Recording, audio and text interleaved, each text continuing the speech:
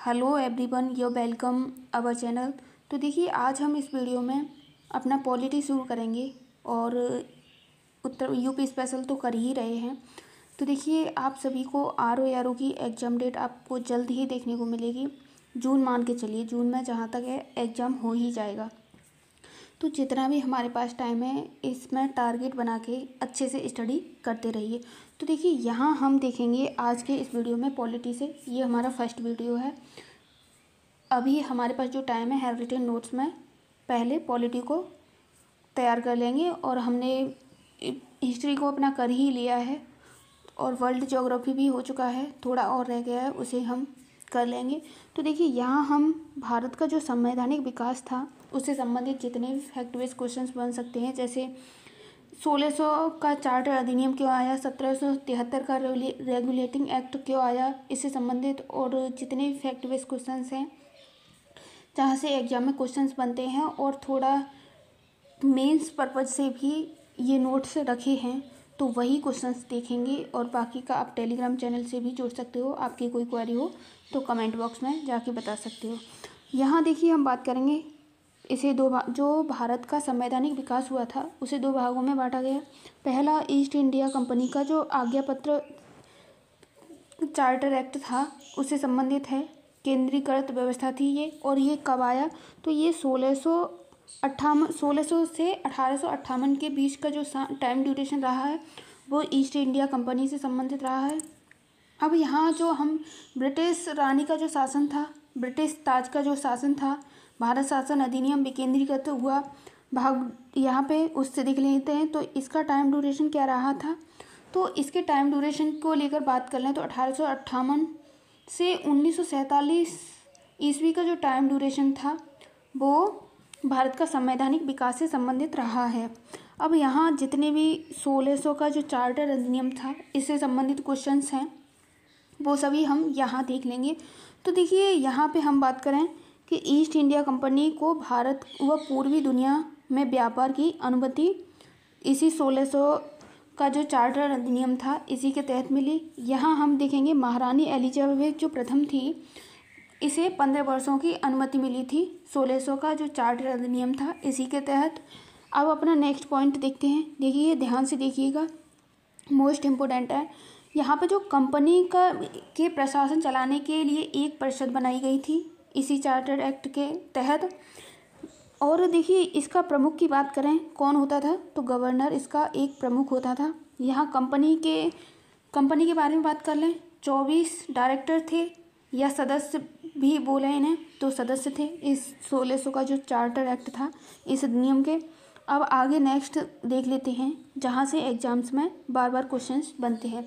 अब यहाँ देखेंगे जो 1726 का चार्टर अधिनियम था इससे संबंधित क्वेश्चंस। तो देखिए, इसके बारे में बात कर लें, ज़्यादा इम्पोर्टेंट नहीं था, जितना भी फैक्ट बेस लगा वो यहाँ नोट डाउन कर लिए हैं।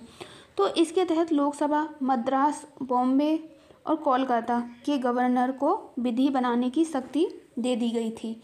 इसके पहले यह कार्य बोर्ड ऑफ डायरेक्टर का था, इसका बोर्ड ऑफ डायरेक्टर का इसका कार्य था। आगे यहाँ देखें, 1773 का जो रेगुलेटिंग एक्ट था उससे संबंधित, तो इसके तहत इंग्लैंड का PM की बात करें कौन था तो लॉर्ड नाथ इसका इंग्लैंड का PM थे उस टाइम। आगे बात करें 1773 का रेगुलेटिंग एक्ट क्यों आया और इसने किस किस क्षेत्र में कार्य किए वो हम यहाँ देख लेते हैं। तो देखिए, इसके बारे में बात करें तो क्योंकि ईस्ट इंडिया कंपनी इस तरह प्लासी व बक्सर का जो युद्ध जीत गई थी, पावरफुल बन गई थी, उसे लेकर बात की गई थी, जो कि 1773 के रेगुलेटिंग एक्ट से संबंधित है। यहाँ देखिए, नेक्स्ट देखें तो कंपनी की बढ़ती शक्तियों से ब्रिटिश संसद की चिंता बढ़ने लगी थी। जो कंपनी की शक्तियाँ बढ़ रही थी उससे ब्रिटिश संसद की चिंता बढ़ने लगी। आगे नेक्स्ट पॉइंट देखें तो इसके बारे में देखिए, एक अन्य कारण ईस्ट इंडिया कंपनी के द्वारा ब्रिटिश सरकार के ऋण की मांग हेतु अर्थात उधार से भी जो संबंधित रहा है वो था। आगे नेक्स्ट इसके प्रावधान से संबंधित क्वेश्चंस देख लेते हैं। तो देखिए, यहाँ प्रावधान को लेकर बात की गई है इसमें हम देखें कि इसके द्वारा पहली बार ईस्ट इंडिया कंपनी पर ब्रिटिश संसद का नियंत्रण शुरू हुआ, क्योंकि भारत में सभी कार्यों की जानकारी संसद में देना अनिवार्य कर दिया गया था। तो ये मोस्ट इम्पोर्टेंट है। आगे यहाँ नेक्स्ट देख लेते हैं। तो देखिए यहाँ बात की गई है बंगाल का गवर्नर अब गवर्नर जनरल ऑफ बंगाल हो गया था इसी एक्ट के तहत। यहाँ पे हम नेक्स्ट पॉइंट अपना देखें, उसमें क्या कहा गया है। तो इसके सहयोग से उस पर नियंत्रण हेतु 4 सदस्यीय परिषद का गठन किया गया था। और यहाँ पे जो कुल 4 सदस्य थे वो कौन कौन थे, और टोटल मिला के बोलें तो ये 5 सदस्य थे, एक गवर्नर जनरल खुद था। तो 4 सदस्य कौन कौन थे उनके नाम भी देख लेंगे आगे। यहाँ पे देखिए बात करें कि परिषद में निर्णय बहुमत से होता था तथा परिषद का निर्णय गवर्नर को मानना अनिवार्य था इस एक्ट के तहत। आगे नेक्स्ट क्वेश्चन देखें। तो मद्रास तथा बॉम्बे में गवर्नर को कहा गया है, मद्रास तथा बॉम्बे के गवर्नर को कहा गया है कि वे ब्रिटिश संसद को रिपोर्ट करेंगी, इसमें ये भी कहा गया है। आगे नेक्स्ट क्वेश्चन देख लेते हैं। तो देखिए यहाँ पे बात की जाए कि कलकत्ता में एक उच्चतम न्यायालय की स्थापना हुई इसी एक्ट के तहत, रेगुलेटिंग एक्ट के तहत। और यहाँ पे देखिए जो प्रावधान किया गया था उच्चतम न्यायालय 1774 में इसकी स्थापना हुई थी उच्चतम न्यायालय की। और जो 4 मुख्य न्यायाधीश थे नियुक्त किए गए थे जो कि ब्रिटिश थे, वो कौन कौन थे। यहाँ पे देखिए आपको दे के पूछ लिया जाएगा, गलत ऑप्शन दे दिया जाएगा या इनकी संख्या घटा बढ़ा कर भी यहाँ से क्वेश्चंस आपसे पूछ लिया जाएगा। देखिए जो मुख्य न्यायाधीश थे वो कौन थे, एलिजा इप्पे इसके मुख्य न्यायाधीश थे, और चैम्बर्स, लेमेस्टर और हाइड ये 4 मुख्य न्यायाधीश थे इसके उच्चतम न्यायालय के। अब उच्चतम न्यायालय से यहाँ पे जो और क्वेश्चंस बन सकते हैं वो देख लेते हैं। इस समय का कार्य जो ब्रिटिश विधि से होता था उसके बारे में बात की गई है।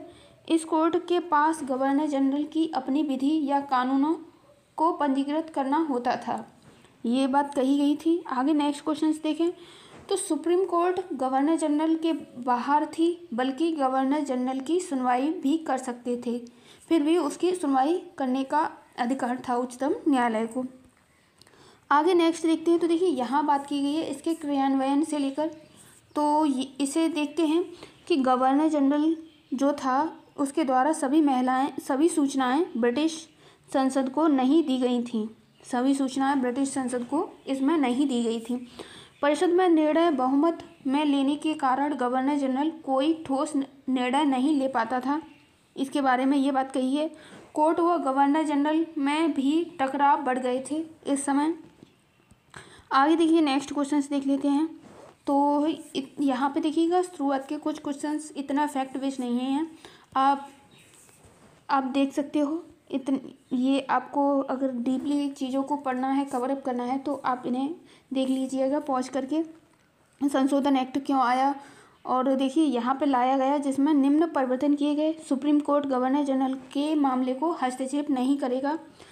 और यहाँ पे देखिए बात की जाए सुप्रीम कोर्ट अपने निर्णय में भारतीय धार्मिक, सामाजिक और रीति रिवाजों का भी ध्यान रखेगा, ये बात कही गई थी।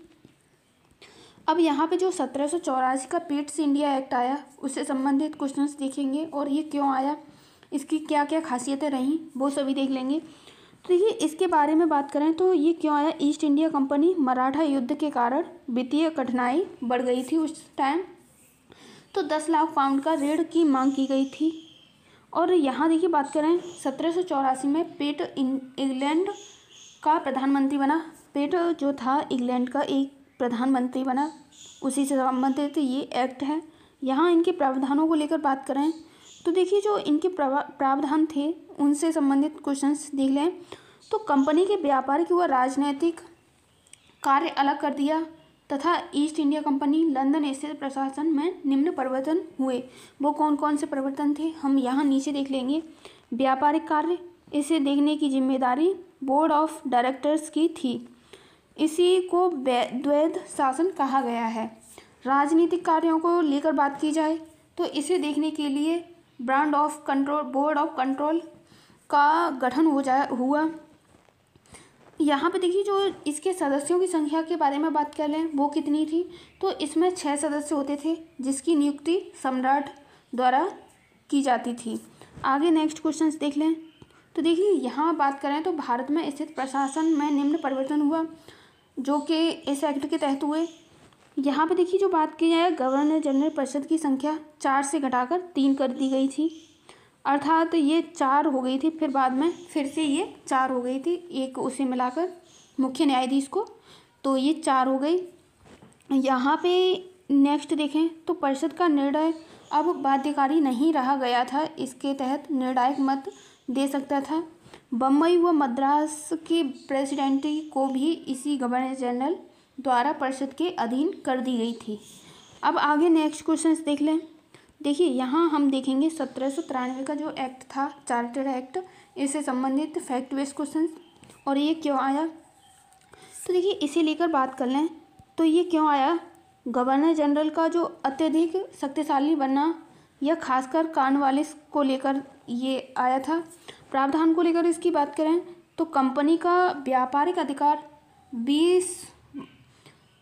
20 वर्ष के लिए बढ़ाया गया था, उसे लेकर बात की गई थी इसमें, और अपने परिषद के निर्माण को रद्द करने की शक्ति गवर्नर जनरल को दे दी गई थी। आगे नेक्स्ट देखें, यहाँ से जो 1813 का चार्टर एक्ट है मोस्ट इम्पोर्टेंट है, यहाँ से एग्जाम्स में बार बार क्वेश्चंस बनते हैं। तो देखिए यहाँ हम बात करें तो ये क्यों आया, क्योंकि ये 20 वर्ष पूरा हो गया था, क्योंकि इसे 20 वर्ष पूरा हो गया था। जो 1784 का एक्ट था उससे संबंध 1884 का। यहाँ पे देखिए ब्रिटिश औद्योगिक से जुड़े लोग ईस्ट इंडिया कंपनी व्यापारिक एकाधिकार समाप्त करना चाहते थे, इसका एक ये रीजन भी था। आगे यहाँ पे नेक्स्ट देखें प्रावधान को लेकर, तो देखिए कंपनी के शासन को 20 वर्ष बढ़ा दिया गया था, इसमें भी ईस्ट इंडिया कंपनी व्यापारिक अधिकार समाप्त कर दिया गया था, परंतु चीनी व चाय के साथ व्यापार जारी रखा। और यहाँ देखिए नेक्स्ट क्वेश्चन देखें, कुछ सीमाओं के अधीन सभी ब्रिटिश नागरिकों के लिए भारत के साथ साथ व्यापार खोल दिया गया था।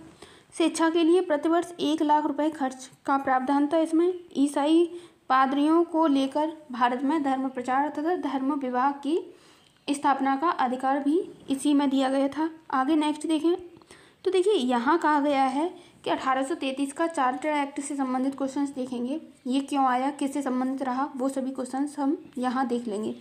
तो देखिए इसके बारे में बात करें तो क्यों आया, तो देखिए ये इंग्लैंड और औद्योगिक क्रांति के कारण उत्पादन को काफ़ी बढ़ गया था तथा नियति की आवश्यकता हुई, इसे नियमित करने की आवश्यकता हुई थी निर्यात के लिए, तो उसके बारे में बात की गई है। 1830 में इंग्लैंड के उदारवादी सरकार बनी थी, उससे संबंधित रहा।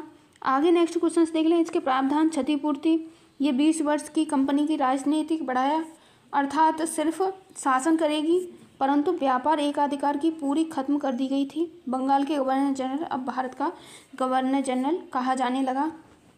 आगे नेक्स्ट देख लेते हैं, तो इसके बारे में और फैक्ट बेस्ड क्वेश्चंस हैं। तो भारत का गवर्नर जनरल पूरे भारत के लिए कानून बना सकता था, अगर गवर्नर जनरल की शक्ति के बारे में बात की जाए तो, तथा गवर्नर बम्बई और मद्रास का कानून बनाने का अधिकार वापस ले लिया गया था। गवर्नर जनरल के विधायी व कार्यकारी शक्ति को अलग कर दिया गया। सदस्यों की संख्या में एक विधि सदस्य लॉर्ड मैकाले को भी नियुक्त किया गया था, जो कि अब यहाँ पे बात करें कुल सदस्यों की तो ये 5 सदस्य थे। अब यहाँ देखिए जो इसके बारे में बात करिए, 3 सदस्य कौन कौन से थे, तो ये कार्यपालिका के रूप में कार्य करते थे और ये एक सदस्य विधायी शक्ति के रूप में कार्य करते थे। आगे नेक्स्ट क्वेश्चन देखें तो देखिए इसमें बात की गई है अधिनियम की धारा 87 के तहत कंपनी में अधीन पद धारण करने के लिए किसी व्यक्ति को धर्म, जन्मस्थान, मूल वंश, रंग के आधार पर भेदभाव नहीं किया जाएगा। दास प्रथा का उन्मूलन को लेकर बात की जाए तो 1843 से संबंधित हुआ था ये। आगे नेक्स्ट देखें तो 1853 का जो चार्टर एक्ट था उससे संबंधित क्वेश्चन हैं। तो देखिए यहाँ पे बात करी जाए तो कंपनी का राजनीतिक व प्रशासनिक अधिकार तब तक बढ़ गया जब तक संसद ना कहे। बोर्ड ऑफ डायरेक्टर के सदस्यों की संख्या 6 कर दी गई थी, जो कि 24 में से 6 वो कर दिया गया तो 18 रह गई थी। 18 में से 6 सदस्यों को ब्रिटिश क्राउन नियुक्त कर दिया गया था, इसलिए अब 18 हुई थी। यहाँ पे देखिए बाकी के नियुक्ति के बारे में बात करें, बोर्ड ऑफ डायरेक्टर नहीं है बल्कि एक खुली प्रतियोगिता के द्वारा होने लगा, जो कि इसके लिए 1854 में भारतीय सिविल सेवा के संबंध में मैकाले समिति का गठन हुआ था। आगे नेक्स्ट क्वेश्चन देखते हैं। तो देखिए यहाँ पे इसलिए लेकर बात की गई है कि भारत में कार्यकारी और विधान संबंधी कार्यों को पूर्णतः अलग कर दिया गया था। कार्यकारी परिषद का विस्तार किया गया तथा इसमें 6 अतिरिक्त सदस्यों की नियुक्ति हुई थी इसी को लेकर। तो यहाँ देखिए इसी को लेकर बात करें तो ये 10 को विधान परिषद कहा गया है। तो यहाँ पे हमने 1853 का जो चार्टर एक्ट था और संवैधानिक विकास की जो प्रक्रिया रही है उसका पार्ट फर्स्ट देख लिया। अभी काफ़ी एक्ट छूटे हुए हैं, उनके बारे में डिटेल्स में हम यहाँ देख लेंगे। तो आज के लिए बस इतना ही, आगे के क्वेश्चंस नेक्स्ट वीडियो में देखेंगे। तब तक के लिए thanks for watching this video. और आप टेलीग्राम चैनल से भी जुड़ सकते हो, जो यहाँ कराते हैं वही क्वेश्चंस आपको वहाँ MCQ फॉर्म में देखने को मिलेंगे।